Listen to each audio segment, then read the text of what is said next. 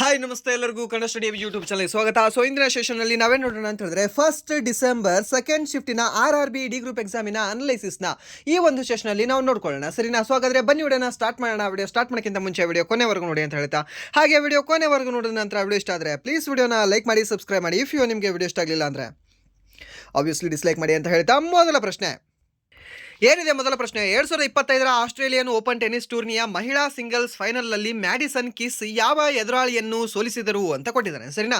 So ಇದ್ರ ಬಗ್ಗೆ ನಿಮಗೆ ಆಲ್ರೆಡಿ ನಾನು ಟೆಲಿಗ್ರಾಮ್ ಗ್ರೂಪಲ್ಲಿ ಇನ್ಫಾರ್ಮೇಷನ್ ಕೊಟ್ಟಿಲ್ವಾ? ಆ್ಯಂಡ್ ದೆನ್ ಈ ಒಂದು ಪ್ರಶ್ನೆ ಆಲ್ರೆಡಿ ಕೇಳಿಲ್ವಾ? ಸೊ ಜಾಸ್ತಿ ಜನ ಕೇಳ್ತಾ ಇದ್ರಿ ಸರ್ ಪ್ರಶ್ನೆಗಳು ರಿಪೀಟ್ ಆಗ್ತಾವಾ ಅಂತ. ಸರಿನಾ? ಸೊ ನೋಡಿ, ಇಲ್ಲಿ ಪ್ರಶ್ನೆ ಎಕ್ಸಾಕ್ಟ್ ರಿಪೀಟ್ ಆಗಿದೆ. ಸರಿನಾ? ಸೊ ಇದೇ ರೀತಿಯ ಪ್ರಶ್ನೆನೇ ಆಲ್ರೆಡಿ 2 days ಬ್ಯಾಕ್ ನಿಮಗೆ ಸೆಕೆಂಡ್ ಡೇ ಫಸ್ಟ್ ಶಿಫ್ಟಲ್ಲಿ ಕೇಳಿದ್ದ. ಓಕೆ, ಸೊ ಇವಾಗ ಮತ್ತೆ ರಿಪೀಟ್ ಆಗಿದೆ ಪ್ರಶ್ನೆ. ಆ್ಯಂಡ್ ದೆನ್ ಇದ್ರ ಬಗ್ಗೆ ದ ಎಡಿಷನ್ ಇನ್ಫಾರ್ಮೇಷನ್ ಅಂತ ಟೆಲಿಗ್ರಾಮಲ್ಲೂ ಸಹ ಇದರ ಒಂದು ಸಂಪೂರ್ಣವಾಗಿರ್ತಕ್ಕಂಥ 4 ಗ್ರ್ಯಾಂಡ್ ಸ್ಲಾಮ್ನ ಇನ್ಫಾರ್ಮೇಷನ್ ಹಾಕಿದ್ದೆ. ಯಾರು ವಿನ್ನರ್ ಆಗಿದ್ದಾರೆ ಆ್ಯಂಡ್ ದೆನ್ ಯಾರು ರನ್ನರ್ ಅಪ್ ಆಗಿದ್ದಾರೆ ಅಂತ. ಸರಿನಾ? ಸೊ ಇಲ್ಲಿ ವಿನ್ನರ್ ಹೆಸರು ಆತನೇ ಕೊಟ್ಟಿದ್ದಾನೆ. ಆ್ಯಂಡ್ ದೆನ್ ಜಸ್ಟ್ ನಮಗೆ ರನ್ನರ್ ಅಪ್ ಹೆಸರು ಕೇಳಿದ್ದಾನೆ. ಸರಿನಾ? ಸೊ ಯಾರು ಗೆದ್ದಿದ್ದಾರೆ ಅಂತೆ? ಈ ಮ್ಯಾಡಿಸನ್ ಕಿಸ್ ಅವರು ಗೆದ್ದಿದ್ದಾರೆ ಅಂತೆ. ಸೊ ಯಾರನ್ನ ಸೋಲಿಸಿ ಇವರು ಗೆದ್ದಿದ್ದಾರೆ ಅಂತ ಕೇಳಿದ್ರೆ ಈ ಅರೇನಾ ಸಬಲೆಂಕಾ ಅವರು. ಸರಿನಾ? ಈ ಬೆಲಾರಸ್ನ ತಾರೆಯಾಗಿರ್ತಕ್ಕಂತಹ ಅರೇನಾ ಸಬಲೆಂಕಾ ಅವರನ್ನ ಸೋಲಿಸಿ ಈ ಮ್ಯಾಡಿಸನ್ ಕಿಸ್ ಅವರು ಆಸ್ಟ್ರೇಲಿಯನ್ ಓಪನ್ ಟೆನ್ನಿಸ್ ಟೂರ್ನಿಯನ್ನ ಗೆದ್ದಿದ್ದಾರೆ. ಆ್ಯಂಡ್ ದೆನ್ ಈ ಫ್ರೆಂಚ್ ಓಪನ್ ಟೆನ್ನಿಸ್ ಟೂರ್ನಿಯನ್ನ ಗೆದ್ದಿರ್ತಕ್ಕಂಥ ವ್ಯಕ್ತಿ ಯಾರು? ಈ ಕೋಕೋ ಗೌಫ್ ಅಂತ ಹೇಳ್ತೀವಿ. ಆ್ಯಂಡ್ ದೆನ್ ಈ ಅರೇನಾ ಸಬಲೆಂಕಾ ಅವರು ಯಾವ ಒಂದು ಓಪನ್ ಟೆನ್ನಿಸ್ ಟೂರ್ನಿಯನ್ನ ಗೆದ್ದಿದ್ದಾರೆ ಅಂದರೆ US ಓಪನ್ ಟೆನ್ನಿಸ್ ಟೂರ್ನಿಯನ್ನ ಗೆದ್ದಿದ್ದಾರೆ.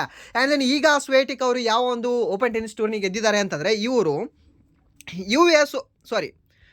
ವಿಂಬಲ್ಡನ್. ಯಾವುದು? ವಿಂಬಲ್ಡನ್ ಓಪನ್ ಟೆನ್ನಿಸ್ ಟೂರ್ನಿ ಅಂತ ಹೇಳ್ತೀವಿ. ಯಾವುದು? ಈ ಒಂದು ಈಗ ಸ್ವೇಟಿಕ್ ಅವರು. ಸರಿನಾ? ನೆನ್ಪಿಟ್ಕೊಳ್ಳಿ, ಕೇಳ್ತಾ ಬರ್ತಾ ಇದ್ದಾನೆ. ಸೊ ಅದನ್ನು ಯಾರು ಟೆಲಿಗ್ರಾಮಲ್ಲಿ ನೋಡಿಲ್ಲವಲ್ಲೋ ಅಲ್ಲಿ ಒಂದ್ಸರಿ ಹೋಗಿ ಚೆಕ್ ಮಾಡ್ಕೊಂಡು ನೋಡ್ಕೊಳ್ಳಿ. ಅಲ್ಲೇ ನಿಮಗೆ ಫೋಟೋ ಹಾಕಿದ್ದೀನಿ. ಓಕೆ, ಸೊ ಅಲ್ಲಿ ನಿಮಗೆ ಇನ್ಫಾರ್ಮೇಷನ್ ಸಿಗುತ್ತೆ. ಆ್ಯಂಡ್ ದೆನ್ ಪದ್ಮ ಅವಾರ್ಡ್ಗಳನ್ನು ಸಹ ಹಾಕಿದ್ದೀನಿ, ಅಲ್ಲಿ ಸಹ ನೋಡ್ಕೊಳ್ಳಿ. ಅಲ್ಲಿ ನಿಮಗೆ ಮಾರ್ಕ್ಸ್ ಬಂದೇ ಬರ್ತವೆ. ಓಕೆ, ಯಾಕೆಂದರೆ ರಿಪೀಟ್ ಆಗ್ತಾ ಇದ್ದಾವೆ ಕ್ವಶನ್ಗಳು. ಆ್ಯಂಡ್ ದೆನ್ ಈ ಅರ್ಜುನ ಅವಾರ್ಡ್ ಮೇಲೆ ಪ್ರಶ್ನೆಗಳನ್ನು ಕೇಳ್ತಾ ಇದ್ದಾನೆ. ಯಾರು ಇನ್ನೂ ಹಳೆ ಅನಾಲಿಸಿಸ್ ಕ್ಲಾಸ್ಗಳನ್ನ ನೋಡಿಲ್ಲ ಅಲ್ವಾ, ಅಲ್ಲಿ ನೋಡ್ಕೊಳ್ಳಿ. ಅಲ್ಲಿ ನಿಮಗೆ ಅರ್ಜುನ ಅವಾರ್ಡ್ದು ಲಿಸ್ಟನ್ನ ಹಾಕಿದ್ದೀನಿ, ಅಲ್ಲಿ ನೋಡ್ಕೊಳ್ಳಿ. ಸರಿನಾ? ಸೊ ಅಲ್ಲಿ ಸಹ ಪ್ರಶ್ನೆಗಳನ್ನ ಕೇಳ್ತಾ ಇದ್ದೇನೆ. ಪ್ರತಿ ಶಿಫ್ಟಲ್ಲಿ ನಿಮಗೆ ಅರ್ಜುನ ಅವಾರ್ಡ್ ಮೇಲೆ ಒಂದು ಪ್ರಶ್ನೆಯನ್ನು ಕೇಳ್ತಾ ಇದ್ದೇನೆ. ಓಕೆ, ನಿಮಗೆ ಈಸಿಯಾಗಿ ಒಂದು ಮಾರ್ಕ್ಸ್ ಬರುತ್ತೆ, ನೋಡ್ಕೊಳ್ಳಿ. ಆ್ಯಂಡ್ ದೆನ್ ಈಸಿಯಾಗಿ ಒಂದು ಗ್ರ್ಯಾಂಡ್ ಸ್ಲಾಮ್ ಮೇಲೆ ಸಹ ಒಂದು ಪ್ರಶ್ನೆ ಬರುತ್ತೆ. ಸೊ ಅದನ್ನು ಸಹ ನೋಡ್ಕೊಳ್ಳಿ. ಓಕೆ, ನಿಮಗೆ ಬಂದೇ ಬರುತ್ತೆ 2 ಮಾರ್ಕ್ಸ್ಗಳು ಫಿಕ್ಸ್ ಆಗಿ.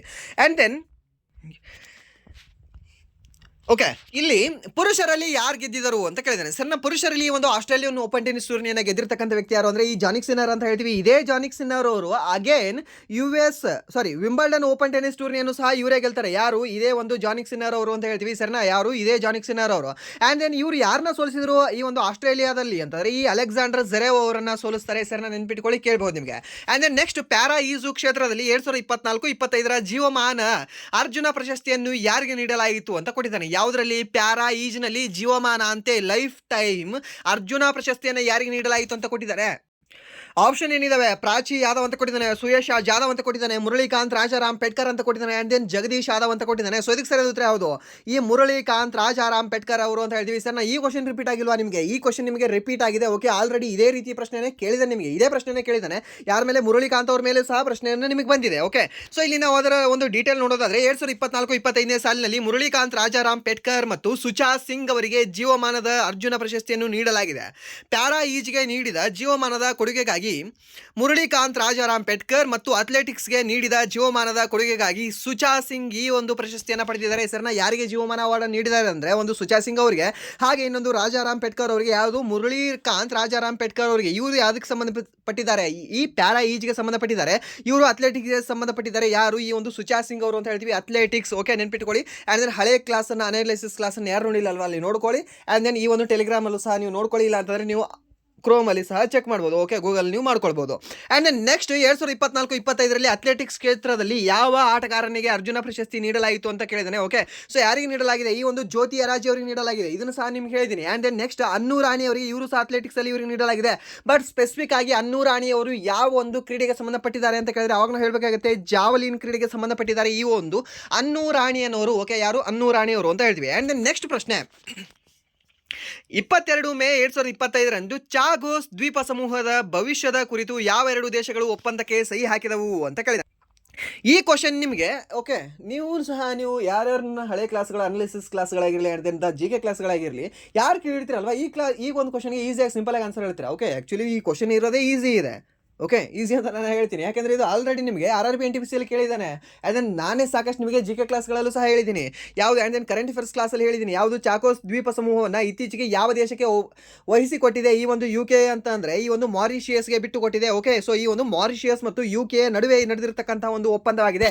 ಈ ಚಾಗೋಸ್ ದ್ವೀಪ ಸಮೂಹ ಎಲ್ಲಿ ಕಂಡುಬರ್ತವೆ ಅಂತ ಕೇಳ್ತಾರೆ, ಹಿಂದೂ ಮಹಾಸಾಗರದಲ್ಲಿ ಈ ಒಂದು ಚಾಗೋಸ್ ದ್ವೀಪ ಸಮೂಹಗಳು ಕಂಡುಬರ್ತವೆ. ಆ ಒಂದು ಚಾಗೋಸ್ ದ್ವೀಪದ ಮೇಲೆ ಇಲ್ಲಿಯವರೆಗೆ 2025ರವರೆಗೆ ಒಡೆತನ ಯಾರ್ದಿತ್ತು ಅಂದರೆ ಇದೇ ಒಂದು UK ಅವ್ರದಿತ್ತು. ಸರಿನಾ, ಸೂರ್ಯ ಮುಳುಗದ ಒಂದು ರಾಜಪ್ರಭುತ್ವ ಅಂತ ಹೇಳ್ತೀವಿ ಯಾರ್ದು, ಇದೇ ಒಂದು UK ಅವ್ರದ್ದು. ಸರಿನಾ, ಸೊ ಅವರು ಇಲ್ಲಿವರೆಗೂ ಈ ಒಂದು ಚಾಗೋಸ್ ದ್ವೀಪವನ್ನು ಆಳ್ತಾ ಇದ್ರು. ಇವಾಗ ಏನು ಮಾಡಿದ್ದಾರೆ, ಮಾರಿಷಿಯಸ್ಗೆ ಬಿಟ್ಟು ಕೊಟ್ಟಿದ್ದಾರೆ. ಓಕೆನಪ್ಪ, ಆಳೆ ಸಾಕಾಯ್ತು, ತೊಗೊಂಡ್ಬಿಡಿ ಇನ್ನು ಮುಂದೆ ಅಂತ. ಓಕೆ, ಸೊ ಇದನ್ನು ನೋಡ್ಕೊಳ್ಳಿ. ಮೇ 22, 2025ರಂದು ಯುನೈಟೆಡ್ ಕಿಂಗ್ಡಮ್ ಮತ್ತು ಮಾರಿಷಿಯಸ್ ಚಾಗೋಸ್ ದ್ವೀಪ ಸಮೂಹದ ಭವಿಷ್ಯದ ಕುರಿತು ಒಂದು ಹೆಗ್ಗುರುತು ಒಪ್ಪಂದಕ್ಕೆ ಸಹಿ ಹಾಕಿದವು. ಈ ಒಪ್ಪಂದದ ಅಡಿಯಲ್ಲಿ ಬ್ರಿಟನ್ ಚಾಗೋಸ್ ದ್ವೀಪ ಸಮೂಹದ ಮೇಲೆ ಮಾರಿಷಿಯಸ್ ಸಾರ್ವಭೌಮತ್ವವನ್ನು ಗುರುತಿಸಲು ಒಪ್ಪಿಕೊಂಡಿತು.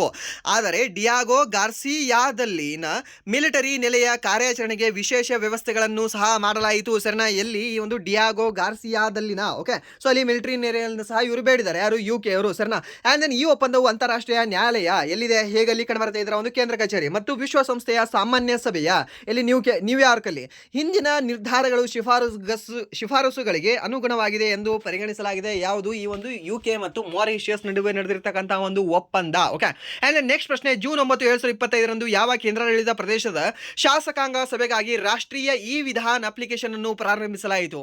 ಇದನ್ನ ನಾನು ನಿಮಗೆ ಕರೆಂಟ್ ಅಫೇರ್ಸ್ ಕ್ಲಾಸಲ್ಲಿ ಹೇಳಿಲ್ವಾ? ಇದನ್ನು ಸಹ ಹೇಳಿದ್ದೀನಿ ಸರಿ.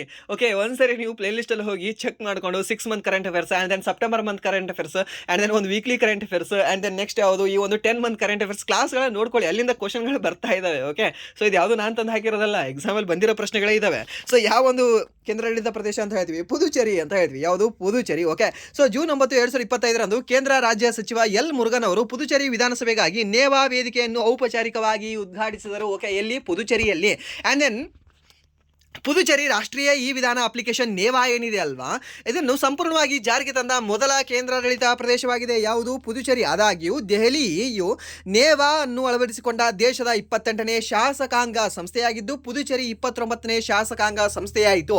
ದೆಹಲಿಯು ಮಾರ್ಚ್ 2025ರಲ್ಲಿ ತಿಳುವಳಿಕೆ ಪತ್ರಕ್ಕೆ ಸಹಿ ಹಾಕಿತು. ಆದರೆ ನೇವಾ ಅನ್ನು ಜೂನ್ 9, 2025ರಂದು ಪುದುಚೇರಿ ಉದ್ಘಾಟನೆ ಮಾಡಿದೆ. ಸರಿನಾ, ಯಾರು ಸಹಿ ಹಾಕಿದರೆ ಮೊದಲ ಅನ್ನೋದು ಇಂಪಾರ್ಟೆಂಟ್ ಅಲ್ಲ, ಯಾರು ವಿನ್ ಆಗಿದ್ದಾರೆ ಅನ್ನೋದು ಇಂಪಾರ್ಟೆಂಟ್. ಸೊ ಯಾರು ಮಾಡಿದ್ದಾರೆ ಅಂತಂದರೆ ಈ ಒಂದು ಪುದುಚೇರಿ ಅವರು ಅಂತ ಹೇಳ್ತೀವಿ.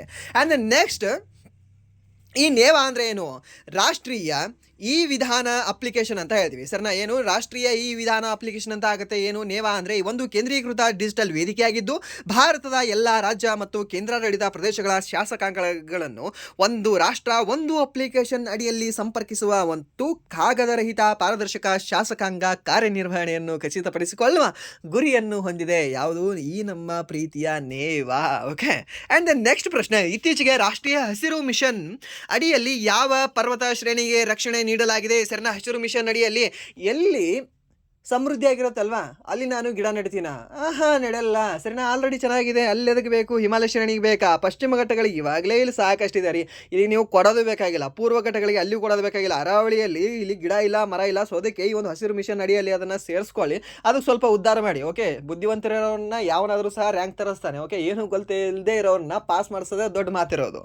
ಸೊ ಅದು ಇದು ಅರಾವಳಿ ಶ್ರೇಣಿ ಅಂತ ಹೇಳ್ತೀವಿ. ಸರಿನಾ, ಸೊ ಇತ್ತೀಚೆಗೆ ಕೇಂದ್ರ ಸರ್ಕಾರವು ರಾಷ್ಟ್ರೀಯ ಹಸಿರು ಮಿಷನ್, ನ್ಯಾಷನಲ್ ಗ್ರೀನ್ ಮಿಷನ್ ಅಡಿಯಲ್ಲಿ ರಾಷ್ಟ್ರೀಯ ಒಂದು ಅರಾವಳಿ ಪರ್ವತ ಶ್ರೇಣಿಯನ್ನು ರಕ್ಷಿಸಲು ಉಪಕ್ರಮವನ್ನು ತೆಗೆದುಕೊಂಡಿದೆ ಅನ್ನೋದು ಸಹ ನಿಮಗೆ ಗೊತ್ತಿರಲಿ. ಯಾವುದು, ಅರಾವಳಿ ಶ್ರೇಣಿ ಅಂತ ಹೇಳ್ತೀವಿ. ಎಲ್ಲಿ ಕಂಡುಬರುತ್ತೆ? ರಾಜಸ್ಥಾನ, ಗುಜರಾತ, ಹಾಗೆ ಈ ಒಂದು ದೆಹಲಿ ಮತ್ತು ಈ ಹರಿಯಾಣ ಭಾಗದಲ್ಲಿ ಈ ಒಂದು ಅರಾವಳಿ ಶ್ರೇಣಿ ಕಂಡುಬರುತ್ತೆ. ಆ್ಯಂಡ್ ನೆಕ್ಸ್ಟ್ ಪ್ರಶ್ನೆ, ವಿಕ್ರಮ್ 3201 ಮೈಕ್ರೋ ಪ್ರೊಸೆಸರ್ ಎಷ್ಟು ಬಿಟ್ಗಳನ್ನು ಹೊಂದಿದೆ? ಓಕೆ, ಈ ಕ್ವಶನ್ನು ಸಹ ನಾವು ನೋಡ್ಕೊಂಡಿದ್ದೀವಿ. ಎಷ್ಟು? 8 ಬಿಟ್ಗಳು, 16 ಬಿಟ್ಗಳು, 32 ಬಿಟ್ಗಳು ಆ್ಯಂಡ್ ದೆನ್ 64 ಬಿಟ್ಗಳು. ಹಾಗಾದರೆ ಇದಕ್ಕೆ ಸರಿಯಾದ ಉತ್ತರ ಯಾವುದಾಗುತ್ತೆ? ವಿಕ್ರಮ್ 3201 ಮೈಕ್ರೋ ಪ್ರೊಸೆಸರ್ ಎಷ್ಟು ಬಿಟ್ಗಳು ಅಂತಂದರೆ 32 ಬಿಟ್ಗಳು ಅಂತ ಹೇಳ್ತೀವಿ. ಸರಿನಾ, ಎಷ್ಟು ಬಿಟ್ಗಳು? 32 ಬಿಟ್ಗಳು. ಸರಿನಾ, ಸೊ ಇಲ್ಲೇ ಇದೆ ನೋಡಿ, ಇದನ್ನ ಒಂದು ಹಾಕ್ಬಿಡಿ ಇಲ್ಲಿ ಅಷ್ಟೇ. ಓಕೆ, ಮುಗೀತು. ಆ್ಯಂಡ್ ದೆನ್ ನೆಕ್ಸ್ಟ್, ಈ ವಿಕ್ರಮ್ 3201 ಒಂದು 32 ಬಿಟ್ ಮೈಕ್ರೋ ಪ್ರೊಸೆಸರ್ ಆಗಿದೆ. ಇದನ್ನು ಇಸ್ರೋ ಅಭಿವೃದ್ಧಿಪಡಿಸಿದೆ. ಯಾರು ಅಭಿವೃದ್ಧಿಪಡಿಸಿದ್ದಾರೆ ಈ ಒಂದು ವಿಕ್ರಮ್ 3201ನ? ಅಂತ ಕೇಳಿದ್ರೆ ಅವಾಗ ನಾವು ಹೇಳಬೇಕಾಗುತ್ತೆ ಇಸ್ರೋ ಅಂತ. ಮತ್ತು ಬಾಹ್ಯಾಕಾಶ ಯಾತ್ರಿಗಳಿಗೆ ಬಳಸಲಾಗುವ ಭಾರತದ ಮೊದಲ ಸಂಪೂರ್ಣ ಸ್ಥಳೀಯ 32 ಬಿಟ್ ಮೈಕ್ರೋ ಪ್ರೊಸೆಸರ್ ಇದಾಗಿದೆ ಅಭಿವೃದ್ಧಿ ಪಡಿಸಿದೆ.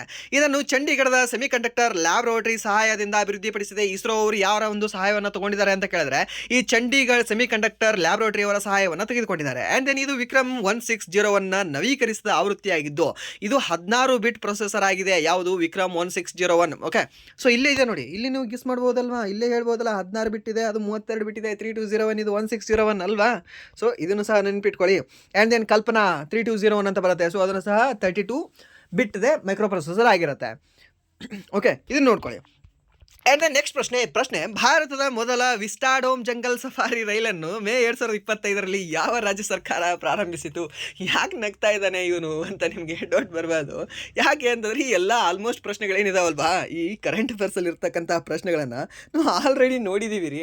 ಓಕೆ, ಅನಾಲಿಸಿಸಲ್ಲಿ ನೋಡಿದ್ದೀವಿ, and then the current affairs ಕ್ಲಾಸಲ್ಲಿ ನೋಡಿದ್ದೀವಿ. ಅದಕ್ಕೆ ನಗು ಬರ್ತಾ ಇದೆ. ಓಕೆ, ಏನು ಅಲ್ಲಿಂದನೇ ಡೈರೆಕ್ಟಾಗಿ ಬಂದಿರೋ ರೀತಿ ಇದೆಯಲ್ಲ ಕ್ವಶನ್ ಅಂತ. ಓಕೆ, ಸೊ ಇದು ಯಾವುದು ಅಂತಂದರೆ ಉತ್ತರ ಪ್ರದೇಶ ಅಂತ ಹೇಳ್ತೀವಿ. ಯಾವುದು? ಭಾರತದ ಮೊದಲ ವಿಸ್ಟಾಡೋಮ್ ಜಂಗಲ್ ಸಫಾರಿಯನ್ನು ಪ್ರಾರಂಭಿಸಿರ್ತಕ್ಕಂಥ ಒಂದು ರಾಜ್ಯ ಯಾವುದು ಅಂತಂದರೆ ಉತ್ತರ ಪ್ರದೇಶ. ಓಕೆ, ಸೊ ಇತ್ತೀಚೆಗೆ ಉತ್ತರ ಪ್ರದೇಶ ಸರ್ಕಾರವು ಭಾರತೀಯ ರೈಲ್ವೆ ಸಹಯೋಗದೊಂದಿಗೆ ಭಾರತದ ಮೊದಲ ವಿಸ್ಟಾಡೋಮ್ ಜಂಗಲ್ ಸಫಾರಿಯನ್ನು ಪ್ರಾರಂಭಿಸಿತು.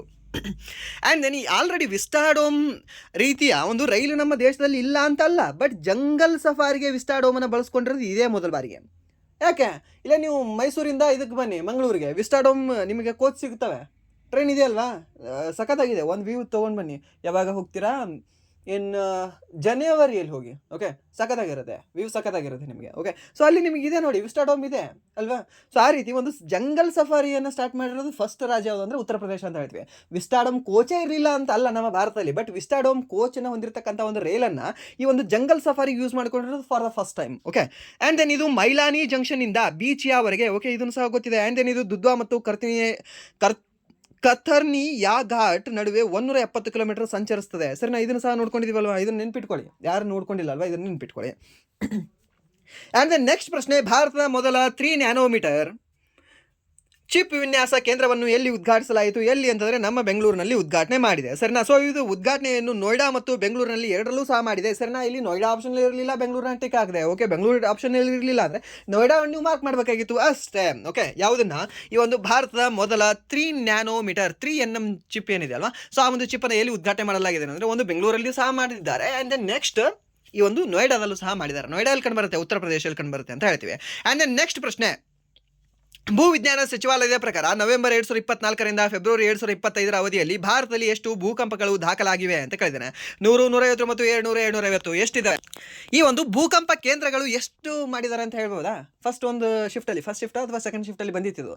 ಎಷ್ಟು ಭೂಕಂಪ ಕೇಂದ್ರಗಳನ್ನು ನಮ್ಮ ಭಾರತದಲ್ಲಿ ಇತ್ತೀಚೆಗೆ ಹೊಸದಾಗಿ ಸ್ಟಾರ್ಟ್ ಮಾಡಿದ್ದಾರೆ? ಎಷ್ಟು ಅಂತಂದರೆ 164 ಪ್ರಸ್ತುತ ಭೂಕಂಪ ಕೇಂದ್ರಗಳಿದ್ದಾವೆ ನಮ್ಮ ಭಾರತದಲ್ಲಿ.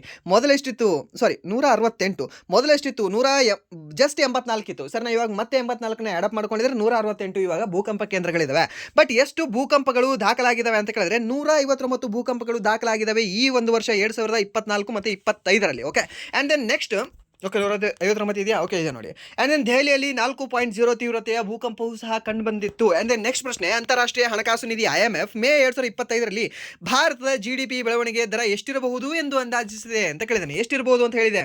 ಅವರೇನು ಸರ್, ಅವ್ರ ಮನಸ್ಸಿಗೆ ಬಂದಿದ್ದು ಹೇಳ್ತಾರೆ ಸರ್, ಹೇಗೆ ನೆನ್ಪಿಟ್ಕೋಬೇಕು? ಏನಿಲ್ಲ, ಒಂದು ನೀತಿ ಆಯೋಗ ನೆನ್ಪಿಟ್ಕೊಳ್ಳಿ, ಆ್ಯಂಡ್ ದೆನ್ ಈ ಒಂದು IMF ನೆನ್ಪಿಟ್ಕೊಳ್ಳಿ. ಓಕೆ, ಸೊ ಇವೆರಡೂ ಸಹ ಕೇಳ್ತಾನೆ ಎಕ್ಸಾಮಲ್ಲಿ. ಒಂದು ನೀತಿ ಆಯೋಗದ ಕೇಳ್ಬೋದು, ಇಲ್ಲಾಂದರೆ IMF ಕೇಳ್ಬೋದು. ನೀತಿ ಆಯೋಗ ಆಲ್ಮೋಸ್ಟ್ ಹೇಗೆ ಅಂತಂದರೆ 7ಕ್ಕಿಂತ ಕಡಿಮೆ ಹೇಳಲ್ಲ ನಮ್ಮ ನೀತಿ ಆಯೋಗ. ಓಕೆ, ನಮ್ಮ ದೇಶದ ಬಗ್ಗೆ ಸ್ವಲ್ಪ ಜಾಸ್ತಿ ಹೇಳ್ಕೋಬೇಕಲ್ವಾ, ಸೊ ಅದಕ್ಕೆ ಅದು 8 ಮೇಲೆ ಹೇಳಿದೆ. ಈ ವರ್ಷ 8.2 ಇದೆ ಅಲ್ವಾ, ಬಟ್ ಅದು ನೀತಿ ಆಯೋಗದ ಪ್ರಕಾರ. ಬಟ್ ನಮ್ಮದ್ರ ಪ್ರಕಾರ, ನಮ್ಮ IMF ಪ್ರಕಾರ ಎಷ್ಟಿದೆ? 6.6% ಅಂತ ಹೇಳ್ತೀವಿ. ಸರಿನಾ? ಒಂದು GDPಯ ಬೆಳವಣಿಗೆ ದರ ಎಷ್ಟಿರ್ಬೋದು ಅಂತ ಹೇಳಿದೆ ಅಂತಾರೆ ಈ ಒಂದು IMF ಮೇದಲ್ಲಿ 6.6% ಇರಬಹುದು ನಮ್ಮ ಭಾರತದಲ್ಲಿ ಅಂತ ಹೇಳಿದೆ. ಓಕೆ, ಆ್ಯಂಡ್ ದೆನ್ ನೆಕ್ಸ್ಟ್ ಪ್ರಶ್ನೆ, ಇತ್ತೀಚೆಗೆ ರಾಜಸ್ಥಾನದಲ್ಲಿ ಆಹಾರ ಮತ್ತು ಹಾಲಿನ ಕಾರ್ಖಾನೆಯ ಮೇಲೆ ದಾಳಿ ಮಾಡಿದ ಸಚಿವರು ಯಾರು ಅಂತ ಕೇಳಿದ್ದಾನೆ. ಕಾರ್ಖಾನೆ ಮೇಲೆ ದಾಳಿ ಮಾಡಿದಾನೆ ಅಂತ ನೋಡ್ರಿ ಸಚಿವ. ಓಕೆ, ಯಾರು ಇವನು? ಬುದ್ಧಿ ಇಲ್ಲದೆ ಇರೋನು. Sumit Godara, and then doctor Kirodi Lal Meena, and then Otaram Dewasi, and then Manju Baghmar ಅಂತ ಕೊಟ್ಟಿದ್ದಾರೆ. ಓಕೆ, ಸೊ ಈ ಒಂದು ಆಹಾರ ಮತ್ತು ಹಾಲಿನ ಕಾರ್ಖಾನೆ ಮೇಲೆ ದಾಳಿ ಮಾಡಿ, ಸೊ ಅಲ್ಲಿ ಹೇಗೆ ಅಂತಂದರೆ ಒಂದು ಒಳ್ಳೆ ಕೆಲಸ ಮಾಡಿರ್ತಕ್ಕಂಥ ವ್ಯಕ್ತಿ ಯಾರು ಅಂದರೆ ಡಾಕ್ಟರ್ ಕಿರೋಡಿ ಲಾಲ್ ಮೀನಾ ಅವರು ಅಂತ ಹೇಳ್ತೀವಿ. ಓಕೆ, ಯಾರು? ಡಾಕ್ಟರ್ ಕಿರೋಡಿ ಲಾಲ್ ಮೀನಾ ಅವರು ಅಂತ ಹೇಳ್ತೀವಿ ಸರ್ನಾ. ಸೊ ಇವರು ಸ್ವಲ್ಪ ನ್ಯೂಸಲ್ಲಿದ್ದರು, ಸೆನ್ಸೇಷನಲ್ಲಿದ್ದರು. ಸೊ ಅದಕ್ಕೆ ಇವ್ರದ್ದು ಕೇಳಿದ್ದಾನೆ. ಆ್ಯಂಡ್ ದೆನ್ ನೆಕ್ಸ್ಟ್ ಪ್ರಶ್ನೆ, ತಮಿಳುನಾಡಿನ ಹೊಸ ಪಂಬನ್ ಸೇತುವೆ ಯಾವ ರೀತಿಯ ಸೇತುವೆಯಾಗಿದೆ ಅಂತ ಕೇಳಿದ್ದಾನೆ. ಓಕೆ, ಸೊ ಇದು ವರ್ಟಿಕಲ್ ಲಿಫ್ಟ್ ಸೇತುವೆ ಆಗಿದೆ. ಇಲ್ಲಿ ನಾನು ಒಂದು 3 ಟೈಮ್ಸ್ ಹೋಗಿದ್ದೀನಿ. ಓಕೆ, ಒಂದು 2020ಯಲ್ಲಿ, 2022ನಲ್ಲಿ ಆ್ಯಂಡ್ ದೆನ್ 2022ನಲ್ಲಿ, ಟೋಟಲಿ 3 ಟೈಮ್ಸ್. ಸಕ್ಕದಾಗಿದೆ ಬ್ರಿಡ್ಜ್. ಇವಾಗ ಮತ್ತೆ ಅದನ್ನು ರಿನೋವೇಷನ್ ಮಾಡಿದ್ದಾರೆ. ಓಕೆ, ಸೊ ಅದನ್ನು ರಿನೋವೇಷನ್ ಮಾಡಿರ್ತಕ್ಕಂಥ ಒಂದು ಬ್ರಿಡ್ಜನ್ನು ಯಾರು ಉದ್ಘಾಟನೆ ಮಾಡಿದ್ರು ಅಂತ ಕೇಳ್ಬೋದು ನಿಮಗೆ. 2025ರಲ್ಲಿ ನಮ್ಮ ಭಾರತ ಪ್ರಧಾನಮಂತ್ರಿ ಅವರು ಉದ್ಘಾಟನೆಯನ್ನು ಮಾಡಿದ್ದಾರೆ. ಯಾವುದು ಈ ಒಂದು ಪಂಬನ್ ಸೇತುವೆಯನ್ನು ಎಲ್ಲಿ ಕಂಡು ಬರುತ್ತೆ? ರಾಮೇಶ್ವರಂದಲ್ಲಿ ಕಂಡು ಬರುತ್ತೆ ಪಂಬನ್ ಸೇತುವೆ. ಓಕೆ, ಈ ಒಂದು ರಾಮೇಶ್ವರಂ ಮತ್ತು ಈ ಒಂದು ಕನ್ಯಾಕುಮಾರಿ ಏನಿದೆ ಅಲ್ವಾ, ಅಲ್ಲಿ ಇನ್ ಬಿಟ್ವೀನಲ್ಲಿ ಕಂಡು ಬರೋದು ಯಾವುದು ಅಂತಂದರೆ ಈ ಒಂದು ಪಂಬನ್ ಸೇತುವೆ ಅಂತ ಹೇಳ್ತೀವಿ. ಸೊ ಈ ಕೆಳಗಡೆ ಬೋಟ್ ಬಂತು ಅಂದರೆ ಹೀಗೆ ಬ್ರಿಡ್ಜ್ ಇದೆ ಅಲ್ವಾ, ಹೀಗೆ ಬ್ರಿಡ್ಜ್ ಇದೆ ಅಲ್ವಾ, ಆ ಬ್ರಿಡ್ಜ್ ಏನು ಮಾಡುತ್ತೆ, ಹೀಗೆ ಎದ್ದು ನಿಂತ್ಕೊಂಡು ಬಿಡುತ್ತೆ. ಹೀಗೆ ಇದೇನಿದೆ ಅಲ್ಲ, ಹೀಗೆ ಎದ್ದು ನಿಂತ್ಕೊಂಡು ಬಿಡುತ್ತೆ, ನಡುವೆ ಸ್ಪೇಸ್ ಮಾಡಿಬಿಡುತ್ತೆ, ಅದು ಕೆಳಗಡೆ ಇರೋದು ಬೋಟ್ ಹೋಗಿಬಿಡುತ್ತೆ. ಸಖತ್ತಾಗಿದೆ ಪಂಬನ್ ಬ್ರಿಡ್ಜ್. ಓಕೆ, ಸೊ ಹೋಗಿ ಬನ್ನಿ ನಿಮ್ಮ ಒಂದು ಜಾಬ್ ಆದ ನಂತರ. ಓಕೆ, ಇದೊಂದು ವರ್ಟಿಕಲ್ ಲಿಫ್ಟ್ ಸೇತುವೆ ಆಗಿದೆ. ಆ್ಯಂಡ್ ನೆಕ್ಸ್ಟ್, ಈ ಕೆಳಗಿನ ಯಾವ ಸಸ್ಯಗಳನ್ನು ಬೇರುಗಳಿಂದ ಮತ್ತೆ ಬೆಳೆಸಬಹುದು ಅಂತ ಕೇಳಿದಾನೆ. ಯಾವ ಒಂದು ಸಸ್ಯಗಳನ್ನು ಬೇರುಗಳಿಂದ ಮತ್ತೆ ಬೆಳೆಸಬಹುದು? ಮೆಕ್ಕೆಜೋಳ, ಗೋಧಿ, ಸಿಹಿ ಆಲೂಗಡ್ಡೆ. ಹೌದು, ಸಿಹಿ ಆಲೂಗಡ್ಡೆನ ನಾವು ಬೇರುಗಳಿಂದ ಮತ್ತೆ ಬೆಳೆಸಬಹುದು. ಆ್ಯಂಡ್ ನೆಕ್ಸ್ಟ್, ಹೈಡ್ರೋಕಾರ್ಬನ್ಗಳು ಆಮ್ಲಜನಕದೊಂದಿಗೆ ಪ್ರತಿಕ್ರಿಯಿಸಿದಾಗ ಅಂತಿಮ ಉತ್ಪನ್ನ ಯಾವುದು? ಈ ಒಂದು ಕಾರ್ಬನ್ ಡೈಆಕ್ಸೈಡ್ ಮತ್ತು ನೀರು ಅಂತಿಮ ಉತ್ಪನ್ನ ಆಗುತ್ತೆ. ಓಕೆ, ಯಾವುದು ಇದು ಅಂತ ಹೇಳ್ತೀವಿ. ಆ್ಯಂಡ್ ದೆನ್ ನೆಕ್ಸ್ಟ್, ನೀರಿನಲ್ಲಿ ಹೈಡ್ರೋಜನ್ ಮತ್ತು ಆಮ್ಲಜನಕ ಯಾವ ದ್ರವ್ಯರಾಶಿಯ ಅನುಪಾತದಲ್ಲಿರ್ತವೆ ಅಂತ ಕೇಳಿದ್ದಾನೆ. ಸರ್ನಾ, ದ್ರವ್ಯರಾಶಿಯ ಅನುಪಾತ ಯಾವುದರಲ್ಲಿ? ನೀರಿನಲ್ಲಿ ಹೈಡ್ರೋಜನ್ ಮತ್ತು ಆಮ್ಲಜನಕ ಎಷ್ಟು ಅಂತಂದರೆ 1:8 ಒಂದು ಅನುಪಾತದಲ್ಲಿ ಕಂಡುಬರ್ತವೆ. ಓಕೆ, ಆ್ಯಂಡ್ ದೆನ್ ಈ ಒಂದು NH3ಯಲ್ಲಿ ಅನುಪಾತ ಎಷ್ಟಿರುತ್ತೆ? 14:3ಯಲ್ಲಿ ಈ ಒಂದು NH3ಯಲ್ಲಿ ಇರುತ್ತೆ. Okay, and then next, bus ಇದ್ದಕ್ಕಿದ್ದಂತೆ ಚಲಿಸಲು ಪ್ರಾರಂಭಿಸಿದಾಗ ಪ್ರಯಾಣಿಕರು ಹಿಂದಕ್ಕೆ ತಳ್ಳಲ್ಪಟ್ಟಂತೆ ಭಾಸವಾಗುತ್ತದೆ. ಇದು ಈ ಕೆಳಗಿನ ಯಾವುದಕ್ಕೆ ಉದಾಹರಣೆಯಾಗಿದೆ? ನೀವು ಹೊಸದಾಗಿ ಬೈಕ್ ಕಲಿಯುವಾಗ ಒಂದೇ ಸರಿ ಇದ್ರೇನೋ ಕ್ಲಚ್ಚನ್ನು ಬಿಟ್ಟು ಬಿಡ್ತೀರಾ. ಓಕೆ, ರೇಸ್ ಜಾಸ್ತಿ ಮಾಡ್ತೀರಾ, ನಿಮ್ಮ ಹಿಂದ್ಗಡೆ ಕೂತವರು ಬಿದ್ದು ಬಿಡ್ತಾರೆ. ಇದು ಯಾವ ಒಂದು ನಿಯಮಕ್ಕೆ ಉದಾಹರಣೆಯಾಗಿದೆ ಅಂತ ಕೇಳ್ಬೋದು. ಅವಾಗ ನಾವು ಹೇಳಬೇಕಾಗುತ್ತೆ, ನ್ಯೂಟನ್ನ ಮೊದಲ ನಿಯಮ ಯಾವುದು? ಜಡತ್ವದ ನಿಯಮ. ಸರಿನಾ? ಸೊ ಅದು ಸೈಲೆಂಟ್ ಆಗಿ ಅಲ್ಲೇ ಕೂತಿತ್ತಾ? ಓಕೆ, ಅದು ಜಡತ್ವದ ಅಲ್ಲೇ ಇರುತ್ತೆ, ಅದು ಮೂವ್ ಆಗ್ತಾ ಇತ್ತಾ? ಕಂಟಿನ್ಯೂ ಮೂವ್ ಆಗ್ತಾನೆ ಇರುತ್ತೆ ಅಂತ ಹೇಳ್ತದೆ. ಯಾವುದು? ಈ ಒಂದು ನ್ಯೂಟನ್ನ ಒಂದು ಮೊದಲ ನಿಯಮ. ನ್ಯೂಟನ್ ಅಲ್ಲ, ಅದು ನ್ಯೂಟನ್ನ ಮೊದಲ ನಿಯಮ. ಆ್ಯಂಡ್ ನೆಕ್ಸ್ಟ್, 5A ಪ್ರವಾಹವನ್ನು 20 ಓಮ್ಗಳ ಪ್ರತಿರೋಧದ ಮೂಲಕ 10 ನಿಮಿಷಗಳ ಕಾಲ ಹಾಯಿಸಲಾಗುತ್ತದೆ. ಉತ್ಪತ್ತಿಯಾಗುವ ಶಾಖ ಎಷ್ಟು ಅಂತ ಕೊಟ್ಟಿದ್ದಾನೆ. ಸರಿನಾ? ಸೊ ಇದಕ್ಕೆ formula heat equals I² RT ಅಂತ ಹೇಳ್ತೀವಲ್ವಾ, H = I² RT. ಇದು ನಮಗೆ ಬೇಕು ಇವಾಗ. ಸರಿನಾ? ಸೊ ಎಷ್ಟಾಗುತ್ತೆ? ಫಸ್ಟ್ ನಮಗೆ ಏನು ಬೇಕು? ಟೈಮ್ ಬೇಕು. ಟೈಮ್ ಎಷ್ಟು ಕೊಟ್ಟಿದ್ದಾನೆ ಆತ? 10 ನಿಮಿಷ ಅಂತ ಕೊಟ್ಟಿದ್ದಾನೆ. 10 ನಿಮಿಷ ಅಂತಂದರೆ ಅದನ್ನು ನಾವು ಸೆಕೆಂಡಲ್ಲಿ ಕನ್ವರ್ಟ್ ಮಾಡ್ಕೊಳ್ಳೋಣವಾ? ಸೊ 10 ನಿಮಿಷ ಇರೋದನ್ನು ಸೆಕೆಂಡಲ್ಲಿ ಕನ್ವರ್ಟ್ ಮಾಡ್ಕೊಂಡ್ರೆ 600 ಸೆಕೆಂಡ್ಗಳಾಗುತ್ತೆ. ಆ್ಯಂಡ್ ದೆನ್ ನೆಕ್ಸ್ಟ್, ಈ ಒಂದು ಫಾರ್ಮುಲಾದಲ್ಲಿ ಇದನ್ನು ಹಾಕಿದರೆ, I² RTಯಲ್ಲಿ ನಾವು ಫಾರ್ಮುಲಾದಲ್ಲಿ ಹಾಕಿದರೆ ನಾವು ಫೈನಲ್ ಆನ್ಸರ್ ಎಷ್ಟು ಬರುತ್ತೆ ಅಂದರೆ 30,000 ಜೌಲ್ಗಳು ಆನ್ಸರ್ ನಮಗೆ ಬರುತ್ತೆ. ಓಕೆ, ಸೊ ಇಲ್ಲೇನಿದೆ? ಇಲ್ಲಿ ಇರೋದಲ್ಲಿ 25 ಇದೆ ಅಲ್ವಾ, ಸೊ 25 ಸ್ಕ್ವೇರ್ ಮಾಡ್ಕೊಳ್ಳಿ. ಆ್ಯಂಡ್ ದೆನ್ ನೆಕ್ಸ್ಟ್ ಇಂಟು ಎಷ್ಟಿದೆ ಅಂತಂದರೆ ಈ ಒಂದು ರೆಸಿಸ್ಟೆನ್ಸ್, ಸೊ ಅದನ್ನು 22. ಆ್ಯಂಡ್ ದೆನ್ ನೆಕ್ಸ್ಟ್ ಈ ಒಂದು ಟೈಮ್ ಎಷ್ಟಿದೆ ಅಂದರೆ ಈ ಒಂದು 600 ಸೆಕೆಂಡ್ಗಳನ್ನು ಹಾಕೊಳ್ಳಿ. ಓಕೆ, ಸೊ ಅದನ್ನು ಹಾಕೊಳ್ಳಿ, ನಿಮಗೆ ಈಸಿಯಾಗಿ ಆನ್ಸರ್ ಬಂದುಬಿಡುತ್ತೆ. ಆ್ಯಂಡ್ ದೆನ್ ನೆಕ್ಸ್ಟ್ ಪ್ರಶ್ನೆ. ಓಕೆ, ಸೊ ಅಲ್ಲಿ 20 ಓಮ್ ಇರ್ಬೋದು ನೋಡಿ ಅದು. ಓಕೆ, ಕ್ವಶನಲ್ಲಿ 20 ಓಮ್ ಇರ್ಬೋದು, 20 ಓಮ್ ಹಾಕೊಳ್ಳಿ ನಿಮ್ಗೆ ಈಸಿಯಾಗಿ. ಓಕೆ, ಬಟ್ ನಿಮ್ಗೆ ಒಟ್ಟಿನಲ್ಲಿ ಇದು ಏನು ಕೆಳಗಡೆ ಏನು ಬೇಕಾಗಿಲ್ಲ, ಇದು ಫಾರ್ಮುಲಾ ನೆನ್ಪಿಟ್ಕೊಳ್ಳಿ. ಈ ಥರ ಕ್ವಶನ್ ಬಂತಂದರೆ ಹೇಗೆ ಮಾಡಬೇಕು ಅಂದರೆ ಈ ಒಂದು ಫಾರ್ಮುಲಾ ಯೂಸ್ ಮಾಡಬೇಕು ನಾವು ಅಷ್ಟೇ. ಯಾವುದು? H = I² RT ಅಂತ ಹೇಳ್ತೀವಿ. Okay, and then next, Fleming ಅವರ ಬಲಗೈ ನಿಯಮದ ಪ್ರಕಾರ ಯಾವ ಬೆರಳು ಪ್ರವಾಹದ ದಿಕ್ಕನ್ನು ಪ್ರತಿನಿಧಿಸುತ್ತದೆ ಅಂತ ಕೊಟ್ಟಿದ್ದಾನೆ. ಯಾವುದು? ಈ ಒಂದು ಫ್ಲೆಮಿಂಗ್ ಅವರು ಇದ್ದಾರಲ್ವ, ಅವರ ಒಂದು ರೈಟ್ ಹ್ಯಾಂಡ್ ರೂಲ್ ಪ್ರಕಾರ ಯಾವ ಬೆರಳು ಪ್ರವಾಹದ ದಿಕ್ಕನ್ನು ಪ್ರತಿನಿಧಿಸುತ್ತದೆ? ಆಪ್ಷನ್ ಏನಿದಾವೆ? ಹೆಬ್ಬೆರಳು ಅಂತ ಕೊಟ್ಟಿದ್ದಾನೆ. ಹೆಬ್ಬೆರಳು ಆಗಲ್ಲ, ತೋರು ಬೆರಳಲ್ಲ, ಮಧ್ಯದ ಬೆರಳು. ಓಕೆ, ಇದು ಮಧ್ಯದ ಬೆರಳು ಏನಿದೆ ಅಲ್ವಾ, ಸೊ ಅದು ಈ ಒಂದು ಪ್ರವಾಹದ ದಿಕ್ಕನ್ನು ಪ್ರತಿನಿಧಿಸುತ್ತದೆ. ಸೊ ಹಾಗಾದರೆ ಬೇರೆ ಬೇರೆ ಈ ಒಂದು ಬೆರಳುಗಳು ಏನೇನು ಹೇಳ್ತವೆ? ಫ್ಲೆಮಿಂಗ್ ಅವರ ಬಲಗೈ ನಿಯಮದಲ್ಲಿ ಬಲಗೈನ 3 ಬೆರಳುಗಳು, ಈ ಒಂದು ಹೆಬ್ಬೆರಳು ಕಂಡಕ್ಟರ್ನ ಚಲನೆಯನ್ನು ತೋರಿಸುತ್ತೆ. ಓಕೆ, ಕಂಡಕ್ಟರ್ ಈ ನಿಮ್ಮ ಒಂದು ಹೆಬ್ಬೆರಳನ್ನು ಮೀನ್ಸ್ ಒಂದು ರೈಟ್ ಹ್ಯಾಂಡನ್ನು ನೀವು ಮುಂದೆ ಬಿಡಿ, ಈ ಒಂದು ಮೊಬೈಲ್ ಹಿಡ್ಕೊಂಡಿದ್ರಲ್ವಾ, ಸೊ ಅದನ್ನು ಮುಂದೆ ಹಿಡ್ಕೊಂಡು ಇವಾಗ ನೋಡಿ ಹೆಬ್ಬೆರಳು ಡನ್ ಅಂತ ಒಂದು ಸಿಂಬಲ್ ಮಾಡಿ. ಆ ಒಂದು ಮೇಲಿನ ಹೆಬ್ಬೆರಳು ಏನಿದೆ ಅಲ್ವಾ, ಅದು ಕಂಡಕ್ಟರ್ನ ಚಲನೆಯ ಬಗ್ಗೆ ಹೇಳುತ್ತೆ. ಆ್ಯಂಡ್ ದೆನ್ ತೋರು ಬೆರಳು ಏನಿದೆ ಅಲ್ವಾ, ನಿಮ್ಮ ಈ ಮಿಡಲ್ ಫಿಂಗರ್ ಪಕ್ಕ ಇರೋ ಬೆರಳು, ಈ ಒಂದು ಹೆಬ್ಬೆರಳು ಪಕ್ಕ ಇರೋ ಬೆರಳು, ಆ ಬೆರಳು ಏನಿದೆ ಅಲ್ವಾ, ಅದು ತೋರಿಸೋದೇನು ಅಂತಂದರೆ ಕಾಂತೀಯ ಕ್ಷೇತ್ರವನ್ನು ತೋರಿಸುತ್ತೆ. ಓಕೆ, ಇದು ಒಂದು ಮ್ಯಾಗ್ನೆಟಿಕ್ ಫೀಲ್ಡನ್ನು ತೋರಿಸುತ್ತೆ. ಆ್ಯಂಡ್ ದೆನ್ ನೆಕ್ಸ್ಟ್, ಈ ಮಧ್ಯದ ಬೆರಳು ಏನಿದೆ ಅಲ್ವಾ, ಅದನ್ನು ನಿಮ್ಮ ಕಡೆ ಮಾಡ್ಕೊಳ್ಳಿ. ನಿಮ್ಮ ಕಡೆ ನೀನೇ ಅಂತ ತೋರಿಸ್ಕೊಳ್ಬೇಕು ನಿಮ್ಮನ್ನು. ಓಕೆ, ಆ ಮಿಡಲ್ ಫಿಂಗರ್ ಏನಿದೆಯಲ್ಲ ನಿಮ್ಮ ಕಡೆ ಮಾಡ್ಕೊಂಡ್ರೆ ಅದು ಏನು ಹೇಳುತ್ತೆ ಅಂದರೆ ನಿಮಗೆ ಪ್ರವಾಹದ ದಿಕ್ಕನ್ನು ತೋರಿಸುತ್ತೆ. ಓಕೆ, ಸೊ ಒಂದು ಪ್ರವಾಹದ ದಿಕ್ಕನ್ನು ತೋರಿಸುತ್ತೆ ಅದು. ಸೊ ಈ 3 ಸಹ ನೆನ್ಪಿಟ್ಕೊಳ್ಳಿ. ಅಂದರೆ ನಿಮಗೆ ಈ ನೆಕ್ಸ್ಟ್ ಬೇರೆ ಶಿಫ್ಟ್ಗಳಲ್ಲಿ ಈ ಬೇರೆ ಯಾವುದಾದ್ರೂ 2 ನಿಮಗೆ ಕೇಳ್ಬೋದು. ಓಕೆ, ಇದು ಇಂಪಾರ್ಟೆಂಟ್ ಆಗುತ್ತೆ. ಆ್ಯಂಡ್ ದೆನ್ ನೆಕ್ಸ್ಟ್, ಜನರೇಟರ್ಗಳಿಗೆ ಪ್ರೇರಿತ ಪ್ರವಾಹದ ದಿಕ್ಕನ್ನು ಕಂಡುಹಿಡಿಯಲು ಫ್ಲೇಮಿಂಗ್ನ ಬಲಗೈ ನಿಯಮವನ್ನು ಬಳಸಲಾಗ್ತದೆ. ಓಕೆ, ಈ ಜನರೇಟರ್ ಯಾವ ಒಂದು ತತ್ವದ ಮೇಲೆ ಕಾರ್ಯನಿರ್ವಹಿಸ್ತದೆ ಅಂತ ಕೇಳ್ತಾನೆ? ಫ್ಲೇಮಿಂಗ್ನ ರೈಟ್ ಹ್ಯಾಂಡ್ ರೂಲ್ ಅಂತ ಹೇಳಿ ಅಷ್ಟೇ. ಆ್ಯಂಡ್ ದೆನ್ ನೆಕ್ಸ್ಟ್, ಆರ್ಕಿಮಿಡೀಸ್ ತತ್ವದ ಪ್ರಕಾರ ನಾವು ನೀರಿನಲ್ಲಿ ಈಜುವಾಗ ಬಲವು ನಮ್ಮ ದೇಹದ ಮೇಲೆ ಯಾವ ದಿಕ್ಕಿನಲ್ಲಿ ಕಾರ್ಯನಿರ್ವಹಿಸುತ್ತದೆ ಅಂತ ಕೊಟ್ಟಿದ್ದಾನೆ. ಆಪ್ಷನ್ ಏನಿದಾವೆ, ನೀರಿನಿಂದ ಕೆಳಮುಖ ಬಲವನ್ನು ಪ್ರಯೋಗಿಸಲಾಗುತ್ತದೆ, ನೀರು ಮೇಲ್ಮುಖವಾಗಿ ಬಲವನ್ನು ಬೀರುತ್ತದೆ, ಗಾಳಿಯು ಮೇಲ್ಮುಖವಾಗಿ ಬಲವನ್ನು ಬೀರುತ್ತದೆ, ಗಾಳಿಯಿಂದ ಕೆಳಮುಖ ಬಲವನ್ನು ಪ್ರಯೋಗಿಸಲಾಗುತ್ತದೆ. ಸೊ ಇಲ್ಲಿ ನೀರು ಮೇಲ್ಮುಖವಾಗಿ ಬಲವನ್ನು ನಮ್ಮ ಮೇಲೆ ಬೀರುತ್ತದೆ ಅನ್ನೋದು ಇದಕ್ಕೆ ಸರಿಯಾದ ಉತ್ತರ ಆಗುತ್ತೆ. ಆ್ಯಂಡ್ ನೆಕ್ಸ್ಟ್, ಆಮ್ಲ ಮತ್ತು ಬೇಸ್ ಪರಸ್ಪರ ಕ್ರಿಯೆಯಿಂದ ಏನು ರೂಪುಗೊಳ್ಳುತ್ತದೆ ಅಂತ ಕೊಟ್ಟಿದ್ದಾರೆ. ಆಮ್ಲ ಮತ್ತು ಆ್ಯಸಿಡ್ ಮತ್ತು ಬೇಸ್ ಇದ್ರನ್ನು ಪರಸ್ಪರ ರೂಪುಗೊಂಡು ಮೀನ್ಸ್ ಪರಸ್ಪರ ಕ್ರಿಯೆ ಆದರೆ ಅದು ಏನು ಕೊಡ್ತದೆ? ಏನಿಲ್ಲ, ಒಂದು ಈ ಆಮ್ಲ ಅಂದರೆ ಏನು ತೊಗೊಳ್ತೀರಾ, ಎಚ್ ಅಂತ ತೊಗೊಳ್ಳಿ. ಆ್ಯಂಡ್ ಈ ಒಂದು ಬೇಸ್ ಏನಿದೆಯಲ್ಲ, ಬೇಸನ್ನು OH ಅಂತ ತೊಗೊಳ್ಳಿ. ಏನಾಗುತ್ತೆ? ಎಚ್ ಎರಡಿದ್ದಾವೆ, H2 ಹಾಕ್ಕೊಳ್ತೀನಿ, ಮುಂದೇನಿದೆ O ಹಾಕ್ಕೊಳ್ತೀನಿ, ನೀರು ಉಳಿತದೆ, ನೀರು ಬರುತ್ತೆ ಅಷ್ಟೇ. ಓಕೆ, ನ್ಯೂಟ್ರಲೈಸೇಷನ್ ಆಗುತ್ತೆ ಅಂತ ಹೇಳ್ತೀವಿ. ನ್ಯೂಟ್ರಲೈಸೇಷನ್ಗೆ ಒಂದು ಬೆಸ್ಟ್ ಎಕ್ಸಾಂಪಲ್ ನೀರೇ ಅಲ್ವಾ, 7 ಇರುತ್ತಲ್ವ ಅದ್ರ pH. ಸೊ ಹೇಳ್ಬೋದು ನೀವು.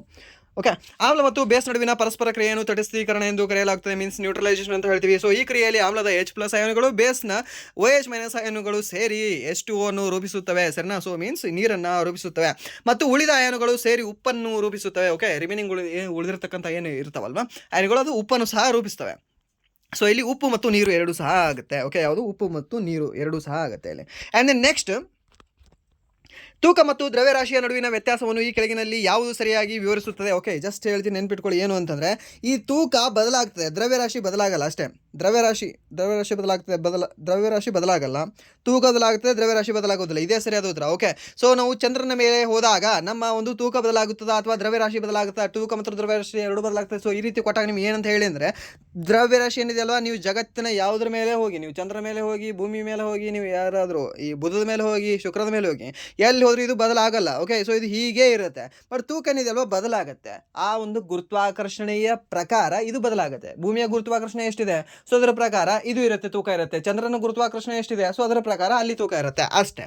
ಓಕೆ, ಸೊ ಇಲ್ಲಿ ಸರಿಯಾದ ಉತ್ತರ ಆಪ್ಷನ್ ಬಿ ಆಗುತ್ತೆ. ಆ್ಯಂಡ್ ನೆಕ್ಸ್ಟ್ ಪ್ರಶ್ನೆ, ಬಿಳಿ ಬೆಳಕು ಗಾಜಿನ ಪ್ರಿಸಮ್ ಮೇಲೆ ಬಿದ್ದು 7 ಬಣ್ಣಗಳಾಗಿ ವಿಭಜನೆಯಾದಾಗ ಈ ವಿದ್ಯಮಾನವನ್ನು ನಾವು ಏನೆಂದು ಕರಿತೀವಿ? ಡಿಸ್ಪರ್ಷನ್ ಅಂತ ಕರಿತೀವಿ. ಆಪ್ಷನ್ ಸಿ ವಿವರ್ತನೆ ಅಂತ ಕರಿತೀವಿ.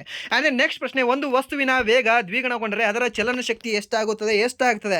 ಸೊ ಅದೇನಾದರೂ ಡಬಲ್ ಆಯ್ತಾ, ಅದರ ಒಂದು ಚಲನ ಶಕ್ತಿ ಎಷ್ಟಾಗುತ್ತೆ ಅಂದರೆ ಕೈನೆಟಿಕ್ ಎನರ್ಜಿ 4 ಬಾರಿ ಆಗುತ್ತೆ, 4 ಪಟ್ಟು ಆಗುತ್ತೆ ಅಷ್ಟೇ. 1/2 mv² ಅಲ್ವಾ. ಅಂದರೆ ನೆಕ್ಸ್ಟ್, ಈ ಕೆಳಗಿನವುಗಳಲ್ಲಿ ಯಾವುದು ಪುರುಷ ಸಂತಾನೋತ್ಪತ್ತಿ ಅಂಗದ ಭಾಗವಾಗಿದೆ ಅಂತ ಕೇಳಿದರೆ, ಸರಿನಾ? ಸೊ ವೃಷಣ ಏನಿದೆ ಅಲ್ವಾ, ಸೊ ಇದು ಟೆಸ್ಟಾಸ್ಟಿರಾನ್ ಬಿಡುಗಡೆ ಮಾಡ್ತಕ್ಕಂತಹ ಒಂದು ಗ್ಲ್ಯಾಂಡ್ ಆಗಿದೆ ಅಂತ ಹೇಳ್ಬೋದು. ಯಾವುದು? ಈ ಒಂದು ವೃಷಣ ಅನ್ನೋದು. ಓಕೆ, ಸೊ ಇದು ಟೆಸ್ಟೋಸ್ಟೆರಾನ್ ಎಂಬ ಒಂದು ಹಾರ್ಮೋನನ್ನು ಬಿಡುಗಡೆ ಮಾಡುತ್ತೆ. ಆ್ಯಂಡ್ ದೆನ್ ಈ ಒಂದು ಮಹಿಳೆಯರಲ್ಲಿ ಯಾವುದು ಹಾರ್ಮೋನ್ ಬಿಡುಗಡೆ ಆಗುತ್ತೆ? ಪ್ರೊಜೆಸ್ಟಿರಾನ್ ಅಂತ ಹೇಳ್ತೀವಿ, ಸರ್. ಅದನ್ನು ಸಹ ನೆನ್ಪಿಟ್ಕೊಳ್ಳಿ. ಆ್ಯಂಡ್ ನೆಕ್ಸ್ಟ್, ನಮ್ಮ ದೇಹದಲ್ಲಿ ಮೂತ್ರಪಿಂಡ ಎಲ್ಲಿದೆ ಅಂತ ಕೇಳಿದರೆ, ಮೂತ್ರಪಿಂಡ ಎಲ್ಲಿದೆ ನಮ್ಮ ದೇಹದಲ್ಲಿ? ಕರುಳಿನ ಎರಡೂ ಬದಿಯಲ್ಲಿ, ಹೊಟ್ಟೆ ಎರಡೂ ಬದಿಯಲ್ಲಿ, ಬೆನ್ನುಮೂಳೆ ಎರಡೂ ಬದಿಯಲ್ಲಿ, ಹೃದಯದ ಎರಡೂ ಬದಿಯಲ್ಲಿ. ಓಕೆ, ಸೊ ಯಾವುದಿದೆ ಅಂತ ಇದನ್ನು ನೀವೇ ಕಮೆಂಟ್ ಮಾಡಿ. ಆ್ಯಂಡ್ ದೆನ್ ನೆಕ್ಸ್ಟ್ ಪ್ರಶ್ನೆ, ಎಂಡೋಪ್ಲಾಸ್ಮಿಕ್ ರೆಟಿಕ್ಯುಲಮ್ನ ಮೇಲ್ಮೈ ಅದರ ಒರಟು ರಚನೆಗೆ ಕಾರಣವೇನು ಅಂತ ಕೇಳಿದಾನೆ, ಸರ್ನಾ? ಇವಾಗ ನಮ್ಮ ಸೆಲ್ಲಲ್ಲಿ ಎಂಡೋಪ್ಲಾಸ್ಮಿಕ್ ರೆಟಿಕ್ಯುಲಮ್ ಮೇಲೆ ಈ ರಫ್ ಎಂಡೋಪ್ಲಾಸ್ಮಿಕ್ ರೆಟಿಕ್ಯುಲಮ್ ಅಂತ ಹೇಳ್ತೀವಿ, ರಫ್ ಎಂಡೋಪ್ಲಾಸ್ಮಿಕ್ ರೆಟಿಕ್ಯುಲಮ್ ಅಂತ ಹೇಳ್ತೀವಿ. ಆ್ಯಂಡ್ ಇನ್ನೊಂದು ಸ್ಮೂತ್ ಎಂಡೋಪ್ಲಾಸ್ಮಿಕ್ ರೆಟಿಕ್ಯುಲಮ್ ಅಂತ ಹೇಳ್ತೀವಿ. ಸ್ಮೂತ್ ಯಾಕೆ ಹೇಳ್ತೀವಿ, ರಫ್ ಯಾಕೆ ಹೇಳ್ತೀವಿ? ಸ್ಮೂತ್ ಅನ್ನೋದ್ರ ಮೇಲೆ ಅದ್ರ ಮೇಲೆ ಏನೂ ಇರೋದಿಲ್ಲ. ಓಕೆ, ಏನೂ ಇರೋದಿಲ್ಲ. ಬಟ್ ಈ ರಫ್ ಎಂಡೋಪ್ಲಾಸ್ಮಿಕ್ ರೆಟಿಕ್ಯುಲಮ್ ಮೇಲೆ ಏನಿರ್ತವೆ ಅಂತಂದರೆ ಈ ಒಂದು ರೈಬೋಸೋಮ್ಗಳು ಇರ್ತವೆ. ಓಕೆ, ನೆನ್ಪಿಟ್ಕೊಳ್ಳಿ, ರೈಬೋಸೋಮ್ಗಳು ಕಂಡುಬರ್ತವೆ. ಬಟ್ ಈ ರೈಬೋಸೋಮ್ಗಳು ಕಂಡುಬರ್ತಕ್ಕಂಥ ಈ ಒಂದು ರಫ್ ಎಂಡೋಪ್ಲಾಸ್ಮಿಕ್ ರೆಟಿಕ್ಯುಲಮ್ ಏನಿದೆ ಅಲ್ವಾ, ಸೊ ಇದು ಯಾವುದನ್ನ ಒಂದು ಸಿಂಥಸೈಸ್ ಮಾಡುತ್ತೆ ಅಂತ ಕೇಳ್ತಾನೆ. ಅವಾಗ ನಾವು ಹೇಳಬೇಕಾಗೋದು ಈ ಒಂದು ರೈಬೋಸೋಮನ್ನು ಸಿಂಥಸೈಸ್ ಮಾಡುತ್ತೆ, ಮೀನ್ಸ್ ಪ್ರೋಟೀನ್ನ ಸಿಂಥಸೈಸ್ ಮಾಡುತ್ತೆ ಅಂತ ಹೇಳಬೇಕಾಗುತ್ತೆ. ಆ್ಯಂಡ್ ನೀವು ಒಂದು ಸ್ಮೂತ್ ಎಂಡೋಪ್ಲಾಸ್ಮಿಕ್ ರೆಟಿಕ್ಯುಲಮ್ ಯಾವುದನ್ನು ಸಿಂಥಸೈಸ್ ಮಾಡುತ್ತೆ ಅಂತ ಕೇಳ್ತಾನೆ. ಅವಾಗ ನಾವು ಹೇಳಬೇಕಾಗುತ್ತೆ ಲಿಪಿಡನ್ನು ಸಿಂಥಸೈಸ್ ಮಾಡುತ್ತೆ. ಯಾವುದು? ಈ ಒಂದು ಸ್ಮೂತ್ ಎಂಡೋಪ್ಲಾಸ್ಮಿಕ್ ರೆಟಿಕ್ಯುಲಮ್. ಓಕೆ, ಇದನ್ನು ನೆನ್ಪಿಟ್ಕೊಳ್ಳಿ, ಇದನ್ನು ಕೇಳ್ತಾನೆ. ಸ್ಮೂತ್ ಆಲ್ಮೋಸ್ಟ್ ನಿಮಗೆ ಈ ಒಂದು ರಫ್ದು ಸಾಕಷ್ಟು ಸರಿ ಕೇಳಿದಾನೆ, ಬಟ್ ಸ್ಮೂತ್ ನಿಮಗೆ ಅಷ್ಟು ಎಕ್ಸಾಮಲ್ಲಿ ಕೇಳಿಲ್ಲ. ಸೊ ಅದಕ್ಕೆ ಇದನ್ನು ನೆನ್ಪಿಟ್ಕೊಳ್ಳಿ, ಇದು ಈ ಲಿಪಿಡನ್ನು ಸಿಂಥಸೈಸ್ ಮಾಡುತ್ತೆ ಅಂತ. ಓಕೆ, ಆ್ಯಂಡ್ ದೆನ್ ಇದಾಗಿತ್ತು ಇಲ್ಲಿವರೆಗೆ RRB D group 1 December 2nd ಶಿಫ್ಟಿನ ಎಕ್ಸಾಮ್ ಅನಾಲಿಸಿಸ್. ಸೊ ಇಲ್ಲಿವರೆಗೂ ವಿಡಿಯೋ ನೋಡೋದಕ್ಕಾಗಿ ಫಸ್ಟ್ ಆಫ್ ಆಲ್ ಧನ್ಯವಾದಗಳು. ಹಾಗೆ ಇಲ್ಲಿವರೆಗೂ ವಿಡಿಯೋ ನೋಡಿ ನಿಮ್ಗೆ ಏನಾದರೂ ವಿಡಿಯೋ ಇಷ್ಟ ಆಗಿದ್ರೆ ಪ್ಲೀಸ್ ವಿಡಿಯೋನ ಲೈಕ್ ಮಾಡಿ, ಸಬ್ಸ್ಕ್ರೈಬ್ ಮಾಡಿ. ಇಫ್ ನಿಮಗೆ ವಿಡಿಯೋ ಇಷ್ಟ ಆಗಲಿಲ್ಲ ಅಂದರೆ ಸೊ ಆಬ್ವಿಯಸ್ಲಿ ಡಿಸ್ಲೈಕ್ ಮಾಡಿ ಅಂತ ಹೇಳ್ತಾ, ಹಾಗೆ ಯಾರು SSC GDಗೆ ನಿಮ್ಮ ಕ್ವಾಲಿಫಿಕೇಷನ್ ಇದೆ ಅಲ್ವಾ, ಮೀನ್ಸ್ ನೀವು SSLC ಮಾಡಿದ್ದೀರಾ ಆ್ಯಂಡ್ ನಿಮ್ಮ ಒಂದು ಏಜ್ ಓಕೆ ಇನ್ 2003 ಇಂದ 2008 ವರೆಗೂ ಯಾರು ಬಾರ್ನ್ ಆಗಿದ್ರಲ್ವಾ, ಸೊ ಅವರು ಈ ಒಂದು ಅಪ್ಲಿಕೇಶನ್ನ ನೀವು ಅಪ್ಲೈ ಮಾಡಿ ಅಂತ ಹೇಳ್ತಾ, ಹಾಗೆ ಅದರ ಒಂದು ಡೀಟೇಲ್ಡ್ ಇನ್ಫಾರ್ಮೇಷನ್ ಸಹ ನಾನು ನಿಮಗೆ ವಿಡಿಯೋ ಮಾಡಿ ಹಾಕಿದ್ದೀನಿ. ಅಲ್ಲಿ ಯಾರು ನೋಡಿಲ್ಲ ಅಲ್ವಾ, ಅಲ್ಲಿ ಸಹ ನೋಡ್ಕೊಳ್ಳಿ ಅಂತ ಹೇಳ್ತಾ ವಿಡಿಯೋನ ಇಲ್ಲಿಗೆ ಮಾಡ್ತಿದ್ದೀನಿ. Once again thank you so much.